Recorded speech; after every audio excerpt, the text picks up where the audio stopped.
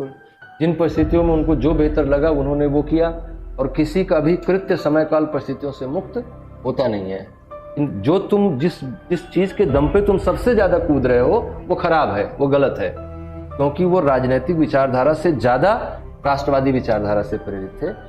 जैसे कांग्रेस को भी इस बात का क्रेडिट अब नहीं लेना चाहिए कि उसने देश आजाद करवाया है। अब कांग्रेस इस बात का क्रेडिट हमेशा लेती रहती है कि हमने देश आजाद करवाया है।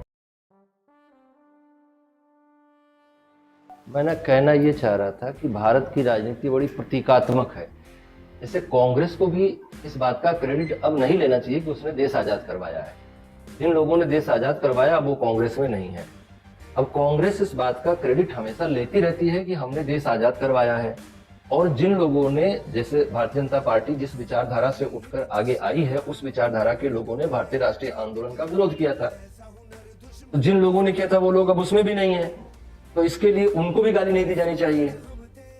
तो जब तक कांग्रेस ये कहती रहती है कि देश की आजादी की लड़ाई हमने लड़ी है, तब तक कांग्रेस के विरोधी ये साबित करने में लगे रहते हैं कि तुम्हारी लड़ाई गलत तरीके से लड़ी गई थी। यही ना रास्ता है। नेहरू को गाली देने के पीछे मेन उद्देश्य क्या है? नेहरू को डिफेम करना। नेहरू को डिफेम करने से इनको कोई फायदा नहीं होता है। बस ये पता चलता है कि जो तुम जिस चीज के दम पे तुम सबसे ज्यादा कूद रहे हो वो खराब है, वो गलत है।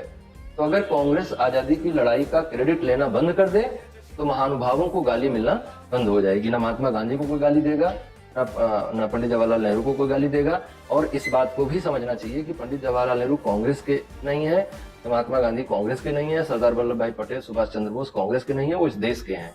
और कोई भी राजनीतिक विचारधारा उनको अपना नहीं बता सकती है, क्योंकि वो राजनीतिक विचारधारा से ज्यादा राष्ट्रवादी विचारधारा से प्रेरित थे, और सभी राजनीतिक विचारधारा के लोगों का वो सहयोग चाहते थे, सहयोग लेकर काम करते थे। तो जितने भी राष्ट्र नायक इस तरह के हुए हैं, उनको कोई विचारधारा अपने से जोड़ लेगी तो उसकी विरोधी विचारधारा उनको गाली देने लगेगी, तो उनकी गरिमा गिरेगी।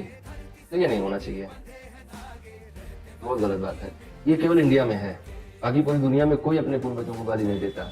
अगर आपके पूर्वजों ने कोई घर बनवाया, उसका कोई कोना टेढ़ा रह गया, कोई दीवार अच्छी नहीं बन पाई, कोई छत खराब हो गई, तो अपने आप पूर्वजों को गाली देंगे या उसको ठीक करवाएंगे? ठीक करवाएंगे। लेकिन भारतीय संस्कृति में क्या हो रहा है?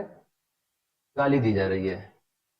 कांग्रेस को भी क्रेडिट लेना बंद करना चाहिए कि हमने आजादी की लड़ाई लड़ी। तुमने कोई लड़ाई नहीं लड़ी। जिन लोगों ने आजादी की लड़ाई लड़ी थी अब वो नहीं है। इसलिए गांधी जी कह रहे थे ना कि जब देश आजाद हुआ तो गांधी जी ने कहा कि अब पहला काम ऐसा करो कि कांग्रेस को भंग कर दो, कांग्रेस को डिसॉल्व कर दो, और जो जिस विचारधारा का है वो उस विचारधारा की राजनीति करना चाहे तो करे। जैसे कांग्रेस उस समय क्या थी कि बहुत सारी विचारधाराओं को एक मंच पे ले आती थी।